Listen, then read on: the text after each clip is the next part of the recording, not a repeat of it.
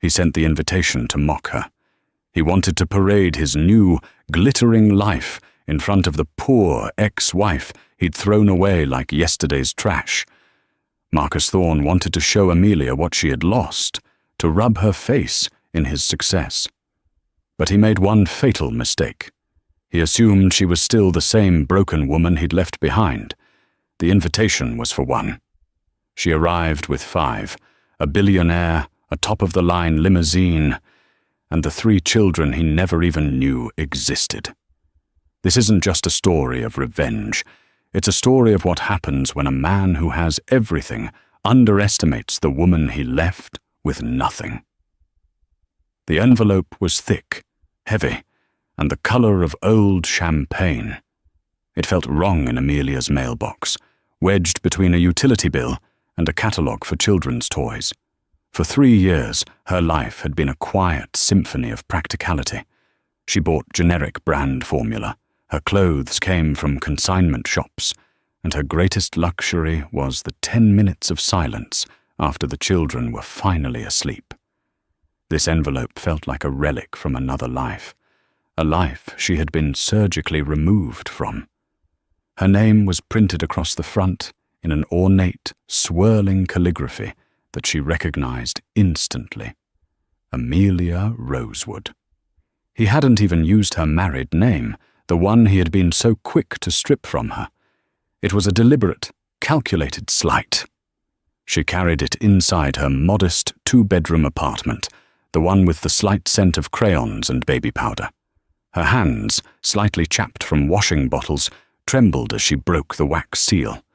A gaudy, custom M&C crest. Inside, the cardstock was even heavier. Marcus Thorne and Clarissa DuPont request the pleasure of your company at their engagement celebration. Saturday, the 14th of October, 7 o'clock in the evening, the Celestial Room, the Vanguard Hotel, New York City. A wave of cold nausea washed over her. The Vanguard Hotel, the Celestial Room. It was the single most exclusive venue in the city, a place where Marcus had once taken her for an anniversary dinner, only to spend the entire time complaining about the understated, read, not flashy enough, decor, and the cost of her sea base. It was a power move, an act of profound cruelty disguised as a social formality. He wasn't inviting her. He was summoning her to witness his ultimate triumph. He had replaced her, the quiet librarian's daughter, with Clarissa DuPont, an heiress whose father owned half of the real estate on the Upper East Side. Amelia's life with Marcus hadn't been a marriage. It had been a performance. She was the project he was always trying to fix. "You'd be so much prettier if you just tried," he would sigh, gesturing to her simple cardigans. "My colleagues' wives are running charities, Amelia. You're shelving books." He saw her kindness as weakness, her contentment as a lack of ambition. The breakup had been brutal and swift. He'd come home one Tuesday, his face a mask of bored indifference. "This isn't working for me anymore," he'd said, straightening the cufflink on his $5,000 Thomas Pink shirt. "I'm destined for bigger things, Amelia, and you're just not." He had accused her of being a weight, a comfortable mistake. He cut her off financially that same day. She was left with a half-empty apartment and a savings account that wouldn't cover the next month's rent. He had his lawyers send her divorce papers so fast the ink was practically still wet. He wanted her erased. What he never knew, what he had never bothered to find out, was that 2 days after he'd walked out, Amelia had been staring at 2 faint pink lines on a pregnancy test. Her panic had been primal.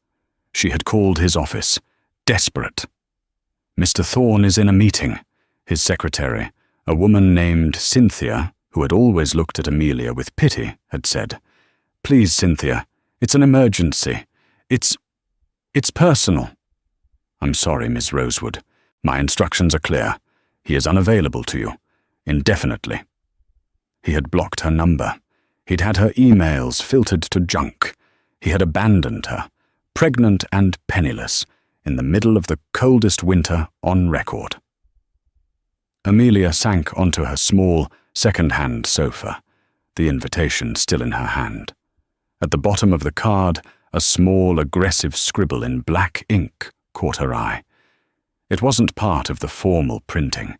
It was a personal note from Marcus. "Do try to come, Amelia. I want you to see what real success looks like. I'm sure you can find a babysitter for the night, right? If you can afford one. M." The casual cruelty of it, the assumption of her poverty, the jab at a life he couldn't possibly understand. It was classic Marcus. He wasn't just building a new life. He was trying to burn down her old one, to prove to himself that leaving her was the right decision. For a moment, she let the old, familiar shame wash over her. He was right. She was poor. She was a single mother. She was everything he'd accused her of being: unimportant, unsuccessful, small.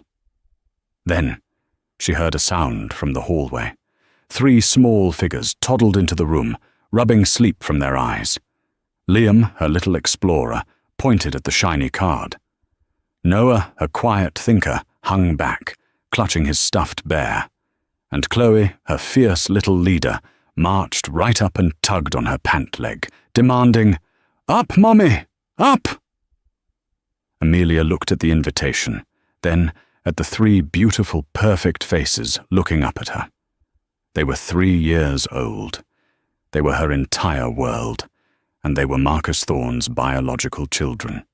The shame evaporated, replaced by a cold, clear resolve. He wanted her to see what success looked like. He wanted her to witness his new life. "Okay, Marcus," she whispered, her voice raw. "Okay, let's go to the party." She reached for her phone, not the cheap, prepaid one she'd had for the first year, but the sleek, modern smartphone resting on the coffee table. She scrolled to a single name, a name that had become her anchor, her protector, and her greatest surprise. She pressed the call button. He answered on the first ring. His voice was calm, deep, and steady. "Amelia, is everything all right, my love?"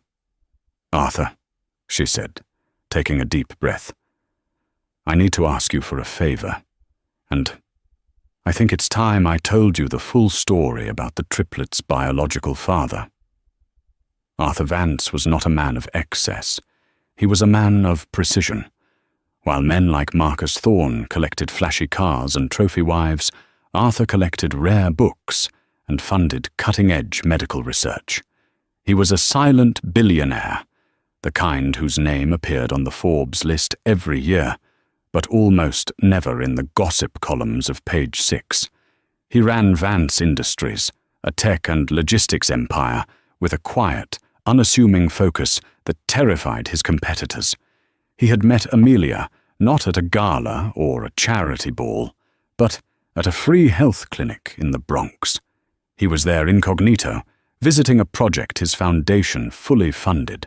She was there, 7 months pregnant with triplets, her face pale with exhaustion and fear, volunteering to read to children in the waiting room just to be in a safe, warm place.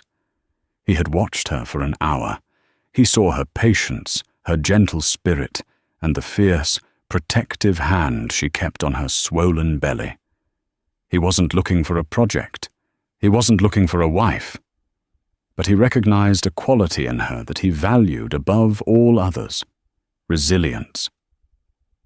He had introduced himself simply as Arthur, a hospital administrator. He'd bought her a cup of tea, and she had told him her story. Not all of it, not the humiliating details of Marcus, but enough. A partner who left, a family that wasn't in the picture, an overwhelming fear of bringing 3 children into the world alone. Arthur had helped. At first it was anonymous. A better, safer apartment was suddenly made available through a city housing program. A check arrived from a non-profit grant for single mothers. A top-tier obstetrician waived her fees. It wasn't until the triplets were born, after a terrifying 36-hour labor, that he finally revealed himself. He had been in the waiting room the entire time. When the nurse asked if he was the father, he had simply said, "I'm her family." He had held all 3 babies, Liam, Noah, and Chloe, before Amelia even had. He had looked at her, his eyes clear and kind, and said, "You are not alone in this, Amelia. I will not let you be." And he wasn't. Their relationship hadn't been a whirlwind romance. It was a slow build of trust, respect, and quiet companionship. He was the father the triplets had always known. He was the one who taught Liam to build with blocks, who sat patiently while Noah explained the difference between a brontosaurus and a brachiosaurus, and who dutifully wore the plastic tiara Chloe insisted made him King Papa. A year ago, on the triplets' 2nd birthday, he had quietly asked her to marry him, not with a gaudy ring, but with a simple platinum band and a promise. "Let me give you the security you deserve. Let me give these children my name. Let us be a family, officially." She was now Amelia Vance, a fact she kept intensely private. That evening, Arthur came home not in a flashy sports car, but in his customary, unassuming, black Tesla Model S. He found her in the living room, the children asleep, the invitation sitting on the table between them. She told him everything, the years of emotional abuse, the way Marcus had mocked her, the cold, final dismissal. And finally, she told him about the handwritten note. Arthur read it, his face unreadable.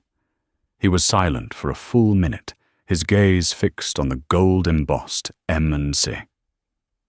"He still thinks you are that girl," Arthur said finally, his voice a low rumble.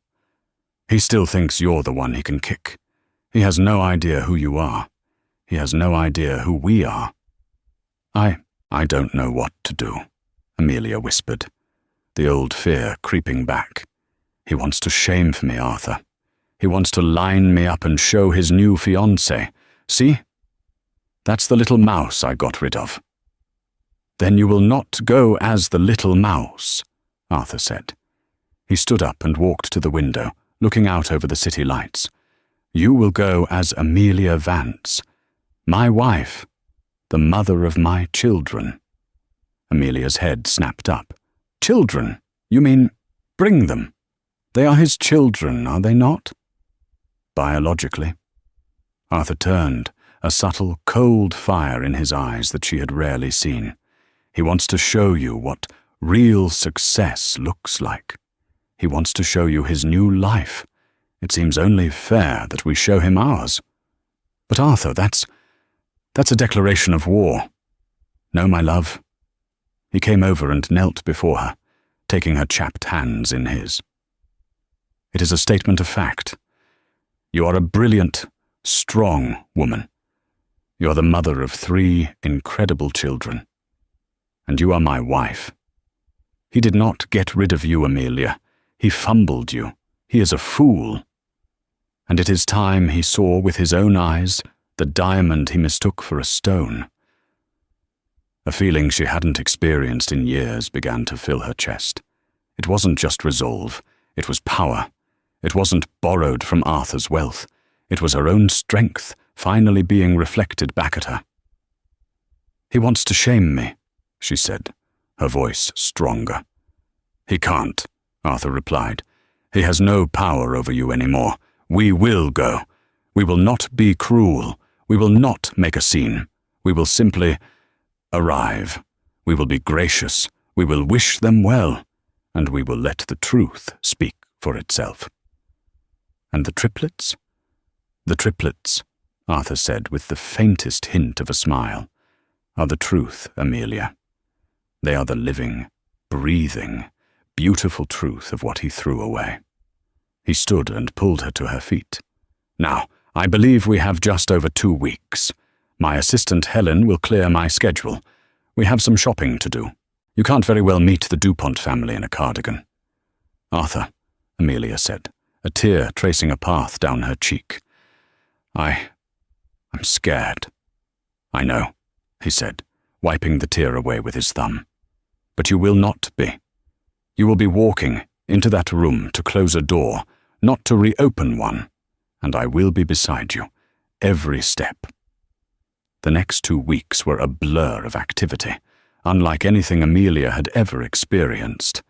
It was not the frantic, insecure preparation Marcus would have demanded. It was a calm, meticulous, and empowering process, orchestrated by Arthur with the precision of a military campaign. "You are not being dressed up for him," Arthur stated plainly one afternoon. "You are being dressed to reflect who you are." He didn't just send her to Bergdorf Goodman with a black credit card. Instead, he made a single call.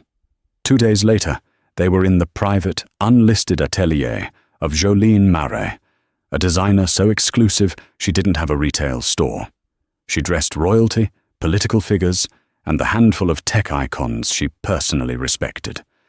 Jolene, a stern woman with piercing blue eyes and a severe black bob, walked around Amelia, sizing her up. "Arthur, you bring me the most interesting puzzles," she said, her French accent sharp. "She has the bones of a queen, but she hides. Why do you hide, chérie?" I'm not used to this," Amelia stammered.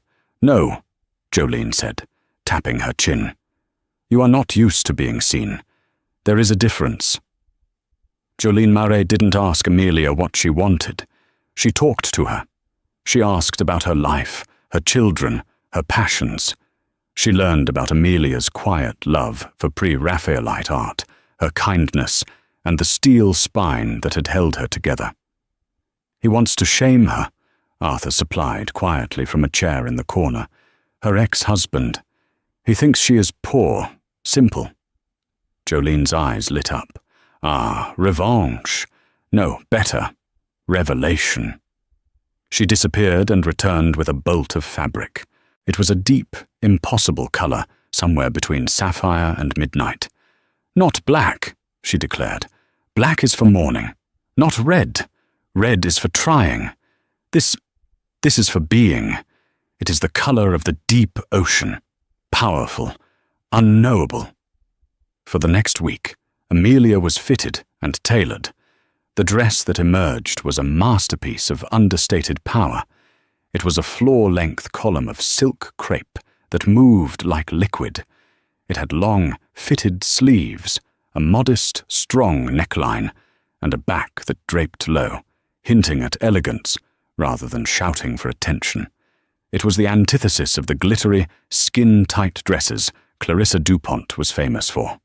With the dress came shoes, simple, elegant heels from Manolo Blahnik. And jewelry. "No," Arthur said, when Jolene's assistant brought out a tray of glittering diamonds. "Nothing borrowed." That evening, he presented Amelia with a small velvet box. Inside, resting on white satin, was a necklace. It wasn't a garish rock. It was a single, perfect, pear-shaped sapphire, the exact color of her dress, suspended from a delicate platinum chain. It was called the Star of the Indus, a legendary stone with a history of its own. "It was in a vault in Geneva," Arthur said simply. "I thought it was time it saw the light. It matches your eyes when you look at the children." Amelia's transformation was more than just physical. With every fitting, with every kind word from Arthur, the hunched shoulders of Amelia Rosewood, the failed wife, began to straighten, revealing the posture of Amelia Vance, the chosen woman. Meanwhile, preparations were made for the triplets. 3 identical, custom-tailored outfits arrived from a children's couturier in Paris. For Liam and Noah, miniature velvet dinner jackets in deep navy with tiny black bow ties. For Chloe, a velvet dress to match with a small cream-colored sash. Their nanny, A kind, no-nonsense woman named Mrs. Birch was briefed on the evening. "Arthur, isn't this too much?" Amelia asked, the night before the party, anxiety gnawing at her. "A custom Jolene Marais gown, the star of the Indus, 3 toddlers in couture. He'll think I'm just playing dress-up with your money." Arthur, who was sitting on the floor with Liam building a tower of blocks, looked up. "What he thinks is irrelevant. He invited you to an event at the Vanguard Hotel. You are attending that event, dressed appropriately for your station, my station. He wanted to show you his world. He seems to have forgotten that I own the company that holds the mortgage on the Vanguard." Amelia blinked. You what?" "It's a small part of our real estate portfolio," Arthur said dismissively. "A passive investment. The point is, Amelia, you are not an intruder in his world. He, it turns out, is a bit player in ours. You have nothing to be afraid of. You are not putting on a costume. This is simply you, revealed." He stood and brushed off his trousers. "Mrs. Birch will bring the children in the Maybach. We will go in the Rolls. We will arrive at precisely 7:30. We will stay for 45 minutes. We will be polite.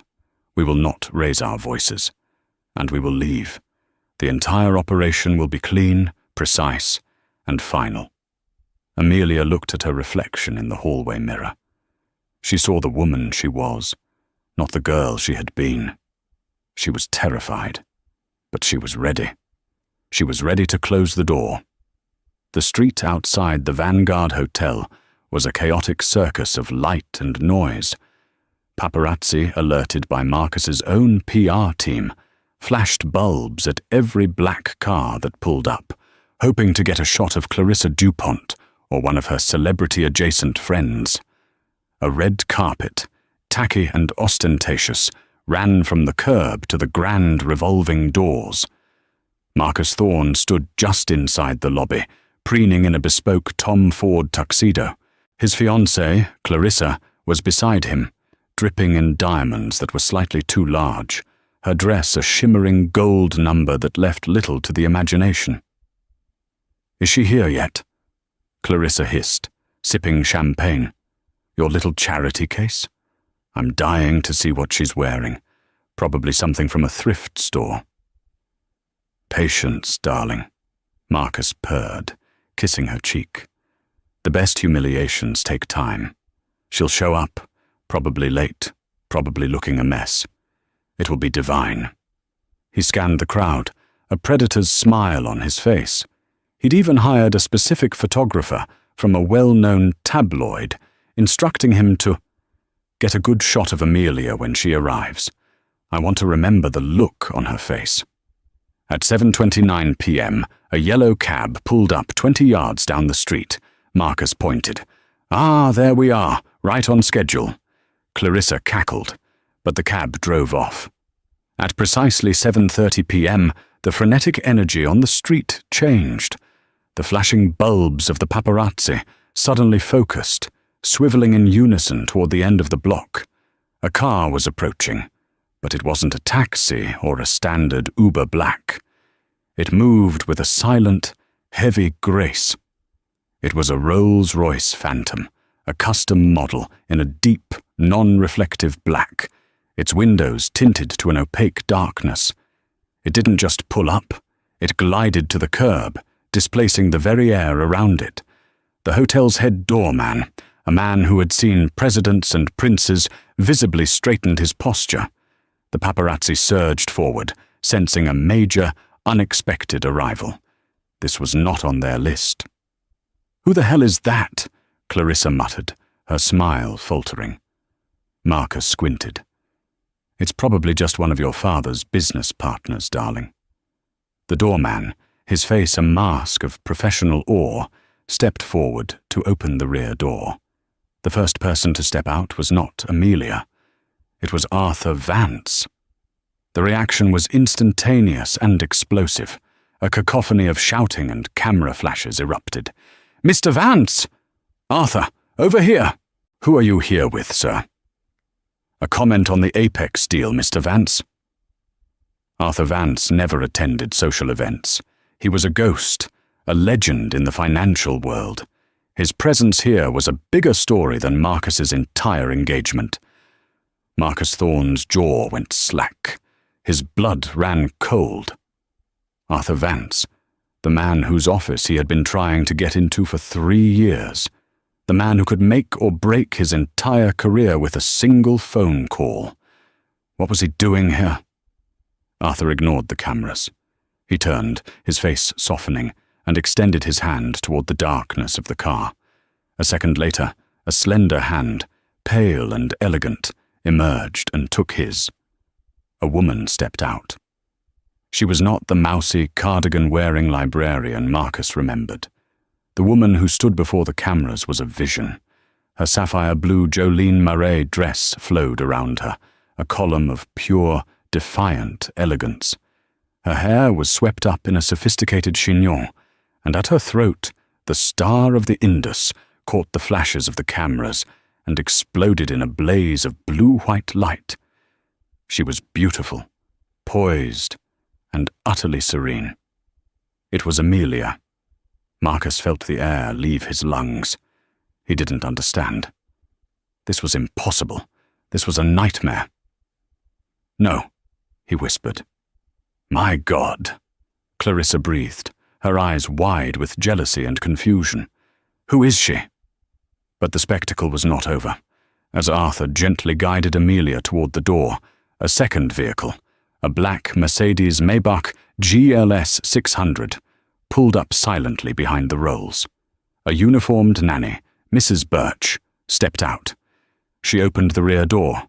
First, Liam toddled out, looking around at the lights with bright curiosity. Second, Noah emerged, holding his bear tightly and hiding slightly behind his brother. Third, Chloe stepped out, immediately striking a pose and smiling for the cameras as if she'd been born for it. 3 identical, beautiful children, all just over 3 years old, dressed in immaculate velvet. The paparazzi went insane. "Mr. Vance, are these your children? Who is the mother?" "Amelia! Look here, Amelia!" Arthur put a protective arm around Amelia's waist. He looked directly at the nearest camera, his expression neutral. "Good evening. We are here to celebrate Mr. Thorne and Ms. Dupont." His use of her name, Amelia, echoed through the press line. Amelia. Amelia Vance. The blood drained from Marcus's face. He looked at the children. He looked at their faces. His eyes, his jawline, mixed with Amelia's finer features. He did the math. 3 years old. They had broken up just over 3.5 years ago. It was not a nightmare. It was a reckoning. Clarissa, seeing the look on her fiancé's face, a look of abject horror and dawning recognition, grabbed his arm. "Marcus? Marcus, who are those children? Why do they look... Marcus, why does that little boy have your eyes?" Marcus Thorne didn't answer. He couldn't. He just watched as his poor ex-wife, the woman he had invited to shame, glided through the revolving doors of his party, holding the hand of one of the most powerful men in the world, followed by the 3 children he never knew he had. The celestial room was designed for maximum impact. A 20-foot-high ceiling, crystal chandeliers that looked like inverted constellations, and a floor-to-ceiling window overlooking the park. The air hummed with the sound of a live jazz quartet and the self-important chatter of New York's elite. When the doors opened, the chatter did not die down. It stopped. A hard, sudden silence fell over the room. Marcus and Clarissa were frozen at the entrance, their forced smiles melting into masks of confusion and horror. Arthur Vance, Amelia, and the Triplets, flanked by their nanny, stepped onto the polished marble floor. Amelia's heart was a hummingbird in her chest. She could feel the stares, over 200 pairs of eyes dissecting her. The old instinct screamed at her to run, to hide, to apologize for existing. She gripped Arthur's arm. "Breathe, my love," he murmured, his voice inaudible to anyone else. "You are not here for them. You are here for you. Walk." And so, she walked. They moved through the room, a silent, powerful procession. The guests parted for them like the Red Sea. Whispers erupted in their wake. "Is that Arthur Vance? My God, look at her. That's a Jolene Mares original. And the necklace, that's the Indus sapphire. Who is she?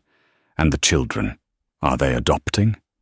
Marcus, finally jolted into action by Clarissa digging her nails into his arm, stumbled forward. He tried to regain his composure, to paste on his charming host smile, but it came out as a grotesque grimace. "Arthur!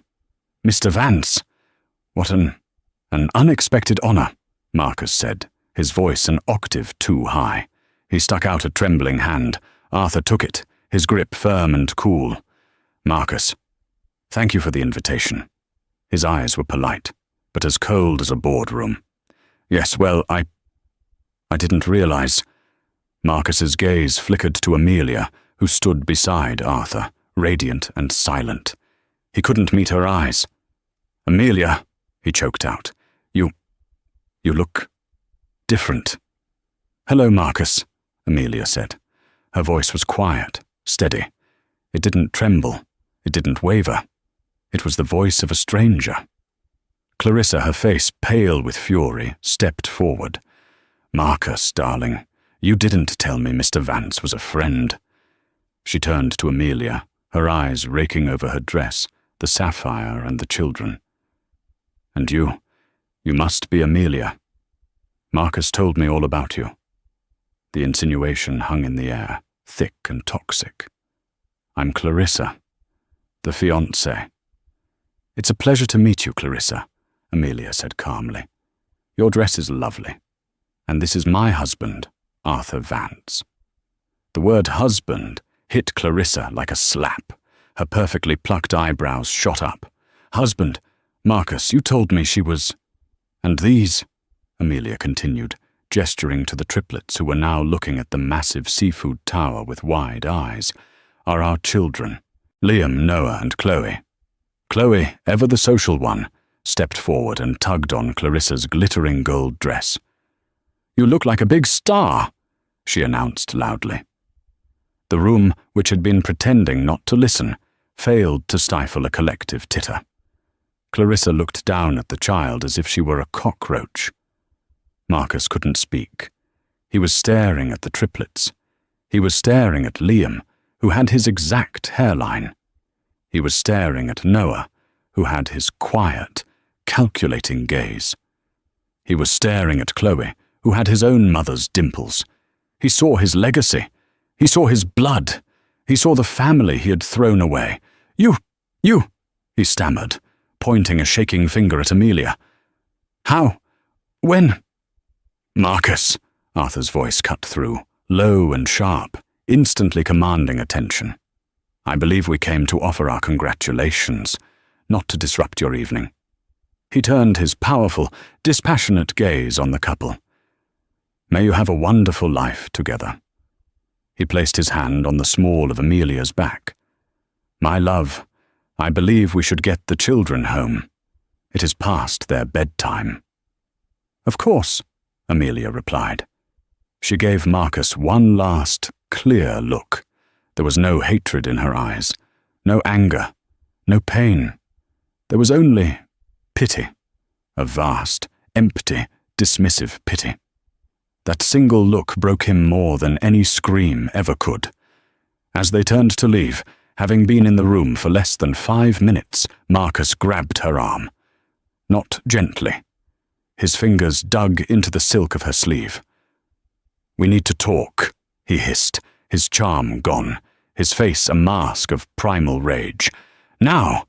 Those children!" Before he could finish, Arthur's hand clamped down on Marcus's wrist. The strength was immediate and shocking. Arthur, despite his bookish demeanor, had a grip like steel. "You will unhand my wife," Arthur said, his voice no longer polite. It was a flat, lethal command. Marcus, wincing in pain, released her. The room was deathly quiet. "We were just leaving," Arthur continued, smoothing Amelia's sleeve. He adjusted his own cufflink. "Again, congratulations on your success." He steered Amelia and the children toward the door, Mrs. Birch falling in line behind them. They walked out, leaving a shattered party and a gaping silence in their wake. The moment the doors closed, Clarissa rounded on Marcus, her voice a shriek. "What the hell was that, Marcus? Your success? Your children? You told me she was a pathetic, penniless nothing. You lied to me." "Clarissa, darling, I can explain." "Explain what? That you have 3 secret children with the wife of Arthur Vance, the man my father has been trying to take public for a year. Are you insane?" The party was over. The humiliation Marcus had planned so meticulously had been delivered, but to the wrong address. Marcus didn't wait. He shoved past his furious fiancée, ignoring her threats and the stunned looks of his guests, and sprinted out of the ballroom. He bypassed the elevators, burst through a service door, and clattered down the marble staircase, arriving in the lobby just as the doorman was holding the door of the Rolls-Royce open. "Amelia!" he shouted, his voice cracking. The paparazzi, who were still lingering, went wild. "Marcus! What's happening?" Amelia stopped, 1 foot in the car. She looked at Arthur. He nodded once, a silent, "I am right here." He turned and spoke quietly to Mrs. Birch. "Get the children into the Maybach, now." Amelia turned to face her ex-husband on the sidewalk, the flashing cameras illuminating the scene like a harsh interrogation lamp. "What do you want, Marcus?" she asked. "What do I want?" He was breathing hard, his face pale and slick with sweat. His Tom Ford perfection was gone. He looked wild, desperate. Those children, they're mine, aren't they? Aren't they?" It wasn't a question. It was a demand. "Yes," Amelia said, her voice carrying clearly in the cool night air. "Biologically, they are yours." A sound, half sob, half gasp, escaped Marcus's throat. The cameras flashed, capturing his devastation. You kept them from me. You hid them. All these years. You were pregnant and you didn't tell me." This was the moment. The accusation she had dreaded. The old Amelia would have crumbled, apologized, taken the blame. The new Amelia did not. "I didn't tell you," she said, her voice dangerously quiet. "I tried to tell you, Marcus. I called your office 2 days after you left me. I called until my fingers were numb. Do you remember what you told your secretary, Cynthia, to tell me? Mr. Thorne is unavailable indefinitely. You told her to block my calls. You filtered my emails to junk. You had me erased." She took a step toward him. He involuntarily flinched. "I was 7 weeks pregnant with your triplets. I was facing eviction. I had no job, no money, and no family, all because you had systematically managed my life and streamlined my finances by cutting me off from everyone. I was selling my old college textbooks on the street to buy crackers so I wouldn't throw up." Marcus shook his head, denial warring with the sickening truth. I didn't know. I would have, if I'd known." "Known what?" Amelia's voice rose, not in hysteria, but in pure, cold fury. "That you had a problem to clean up? That you had a mistake to erase? You left me, Marcus. You called me a weight. You called me unambitious. You threw me away like a piece of garbage because I wasn't shiny enough for the new life you wanted. He had no words. "I went to a free clinic in the Bronx," she continued, her voice relentless. "I was terrified. I was alone, and I was planning to give them up for adoption because I had no way to feed one child, let alone 3. That is where I met Arthur. He was volunteering, not as a billionaire, but as a man. He saw me. He saw my pain, and he helped me. He paid for my doctors. He found me an apartment. He was there, holding my hand, when I was in labor for 36 hours, while you were probably in the Hamptons with her. She pointed back toward the hotel entrance, where Clarissa now stood, watching the entire scene unfold, her face a mask of stone-cold rage. Arthur was there for their first breath, Amelia said, tears now streaming down her face, but her voice never breaking. He was there for their first steps. He's the one who gets up at 3 a.m. when they have a fever. He's the one who reads them stories and teaches them to be kind. He is their father, Marcus, in every single way that matters. She stepped back, moving under the protective shadow of Arthur's arm. You are not their father, she said, delivering the final, devastating blow. You are just the stranger who provided the DNA. You are a biological footnote in their lives. Marcus stared at her. His entire world, the one he had built so carefully on lies and arrogance, collapsing around him. He saw it all, the family, the legacy, the love, the woman. He hadn't just fumbled her, as Arthur had said. He had set her on fire and thrown her out the window, and she had been caught by a king. You invited me here tonight to shame me, Amelia said, her voice dropping to a whisper. You wanted to show me real success. So look, Marcus, look at what you lost. She turned her back on him. She got into the Rolls-Royce. Arthur Vance gave Marcus one final, dismissive glance, a look one might give a bug on a windshield, before sliding in beside his wife. The door closed with a heavy, final thunk. The car pulled away, silent as a shadow. Marcus was left alone on the sidewalk, the flashbulb still exploding in his face, capturing the precise moment a man's soul shattered. He heard his name being shrieked. Clarissa was marching toward him, her face thunderous. "You're a dead man, Marcus Thorne," she screamed, loud enough for every camera to hear. She ripped the massive engagement ring from her finger and threw it at his chest. "We are done!" It hit him and bounced onto the pavement, but he didn't even notice. He just stared into the taillights of the disappearing Rolls-Royce, a hollow, ruined mound.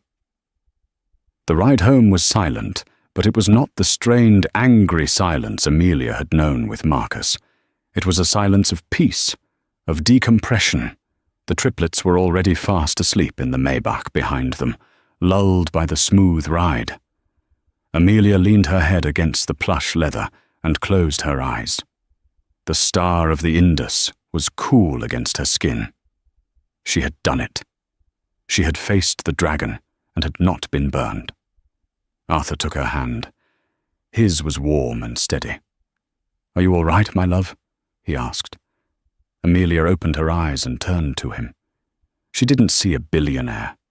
She saw her husband, her partner, her friend. She saw the man who had saved her, not with his money, but with his kindness. "I am," she whispered, a true smile touching her lips for the first time that night. "I really am. The strangest thing happened. When I looked at him, I didn't feel anything. No hate, no anger. It was just empty. He has no power over me anymore. He's just sad." "He is a man who builds his house on sand," Arthur said, and he was shocked when the tide came in. "You, Amelia, are built of stone." "He saw what he lost," Amelia said, looking out the window at the city lights blurring past. "But tonight, I finally, truly saw what I gained. I gained you. I gained them. I gained me." She leaned over and kissed him, a kiss of profound gratitude and deep, quiet love. The next morning, The financial and gossip pages exploded, but not with the story Marcus had intended. Page 6 ran a blurry photo of him on the sidewalk, his face crumpled in despair. Under the headline, "Thorn Out, Billionaire Arthur Vance steals ex-wife, and his children? Fiancée Clarissa DuPont dumps mogul in public showdown." The Financial Times was more brutal. Their story detailed how Marcus Thorne's high-profile engagement party had imploded upon the arrival of Arthur Vance. It speculated that the public humiliation, coupled with the personal conflict, meant that Vance Industries would certainly never be partnering with Thorne's firm. By 10 a.m., Marcus's company stock had plummeted 40%. His partners were calling for an emergency meeting. His social and financial ruin was total and complete. Amelia saw the headlines on Arthur's tablet as he drank his morning coffee. She read them, then swiped them away. "Mommy, Mommy, pancakes!" Chloe yelled, running into the kitchen, followed by her 2 brothers. Amelia laughed, sliding off the stool. "Pancakes it is," she said, tying on an apron over her simple cotton pajamas. Arthur watched her, his heart full. He watched as she herded their children to the table, her face bright with a love that was real and earned. She was not the poor ex-wife. She was not the victim in the revenge story. She was simply Amelia, a mother, a wife, a woman who had walked through fire and had not even a trace of smoke on her. She was home, and she was, finally, completely free. The storm, when it breaks, is often loudest far from its center. For Amelia, life in the days following the party was blissfully quiet. The children, unaware of their roles in the seismic shift of New York's elite, were simply happy the weather was nice enough to go to the park. It was a crisp autumn Tuesday, 3 days after the party, and Amelia was watching Liam and Noah attempt to coordinate a wagon-pulling effort while Chloe directed them from inside the wagon, a tiny, adorable tyrant. The normalcy of it was a balm. The air felt cleaner, the sun brighter. The shadows of her past, which had lingered for so long, had finally, fully, receded. She was so engrossed in their play that she didn't notice the woman approaching until she was a few feet away. Amelia's muscles tensed, a phantom echo of a life spent bracing for impact. "Excuse me," the woman said, her voice soft. She was in her late 40s, impeccably dressed, with kind but tired eyes. "You are Amelia Vance, aren't you?" Amelia stood slowly. "I am. Can I help you?" "Oh, no, dear." The woman smiled, clutching her purse. "I'm so sorry to bother you. My name is Margaret. I saw your picture in the paper. I wanted to thank you." Amelia was genuinely confused. "Thank me for what?" Margaret's eyes welled up slightly. "For your grace. I read about what happened. The gossip columns are awful, I know, but this was different. I left my husband 20 years ago. He was a man like yours. He tried to ruin me. He told everyone I was crazy, that I was nothing without him. I've spent 2 decades feeling small." She took a shaky breath. "And then I saw you, standing there with your children and your new husband, looking so strong. You didn't scream, you didn't make a scene. You just were. You gave my 20-year-old self the ending she never got. So, thank you." Amelia was floored. She reached out and touched the woman's arm. I don't know what to say. I'm so glad you found your own peace." "I am now," Margaret said, dabbing her eye. "You have a beautiful family. You enjoy them." She smiled once more and walked away, leaving Amelia standing by the sandbox, rocked by the realization that her most private battle had become a public symbol of empowerment. That evening, Arthur came home and found her on the terrace, watching the sunset. He kissed the top of her head and handed her a glass of wine. "You're pensive," he said. "A woman recognized me in the park today," Amelia said, relaying the story. "It's strange, Arthur. I spent so long just trying to be invisible, and now you're a symbol," he finished gently. "It's a heavy burden if you let it be. Or it can be a tool." He sat beside her. "Speaking of which, I received a phone call at the office today. Or rather, my assistant did.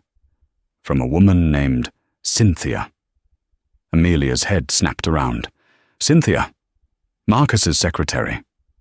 "His former secretary," Arthur corrected. "She was part of the significant downsizing at Thorn Investments this morning. She wanted to pass a message to you. She was afraid to call you directly." Amelia's wine glass stopped halfway to her lips. "What did she say?" "She wanted you to know that she's sorry," Arthur said, his voice level. "She said she was always so ashamed of how she treated you. She remembers your call, the one you made after he left. She said you were crying, and you whispered to her that you were pregnant. She said she knew Marcus would fire her if she put you through. But she tried anyway." Amelia's heart hammered. "She told him?" "Yes. She waited until he was in a good mood, after landing a big account. She went into his office and said, 'Mr. Thorne, I know you gave instructions, but Amelia called. She said it's a dire emergency. Sir, she said she's pregnant.'" Amelia held her breath. "And?" Arthur's eyes grew cold, and his reply, according to Cynthia, was, "Cynthia, I will only say this once.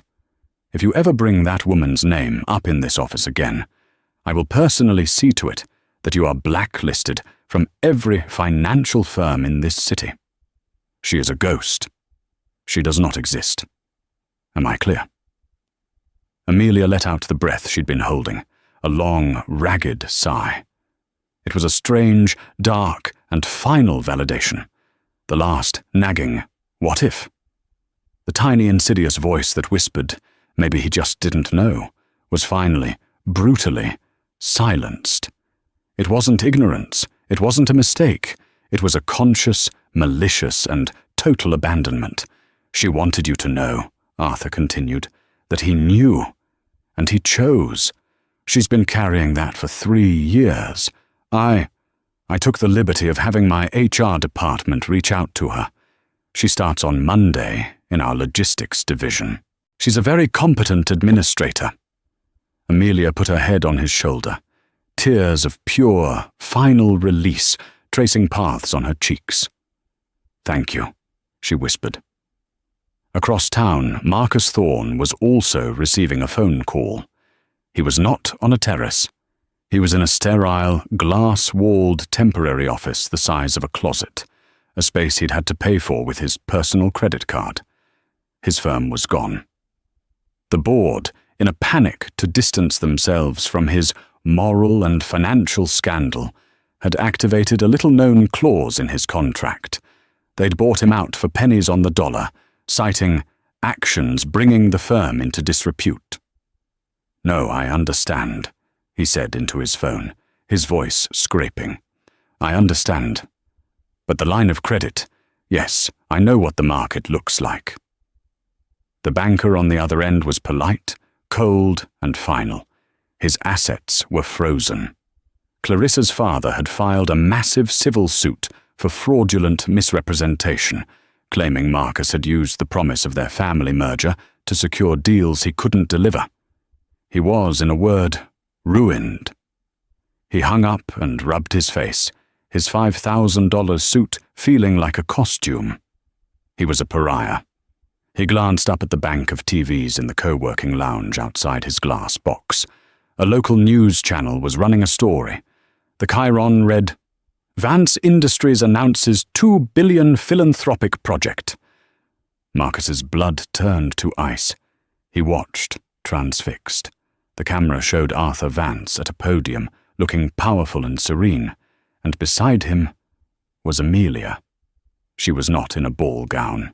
She was in a simple, elegant, blush-coloured blouse and trousers, looking every bit the part of a modern philanthropist.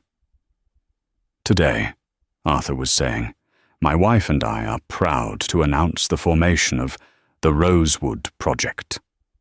Marcus choked. Rosewood, her maiden name. The name he'd erased.